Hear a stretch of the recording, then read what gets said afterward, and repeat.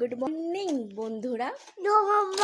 বন্ধুরা আপনারা কি করছেন? আপনারা আমরা ঠিক আছে আমি সকালবেলা উঠে একটু পাঁপড় খাচ্ছি। ছোটবেলায় পাপড় খাচ্ছি। এদিকে তাকিয়ে কথা বলো। পাপড় খাচ্ছি পাপড়। আপনারা খাবেন? তারপরে খাবে তাহলে আমাদের বাড়িতে চলে আসেন। আমাদের বাড়িতে দেখছে তোমাদের সাথে তোমাদের সাথে আমি একটু দুষ্টুমি করব। দুটো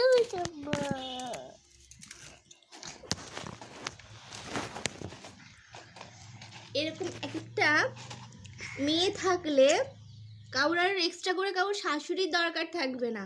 এই যে এত সুন্দর একটা মেয়ে থাকলে কাজের খুদ ধরার থেকে চালু করে কথা বলা পর্যন্ত তোমাকে শিখিয়ে দেবে, এমন একটা মেয়ে থাকলে বাড়িতে।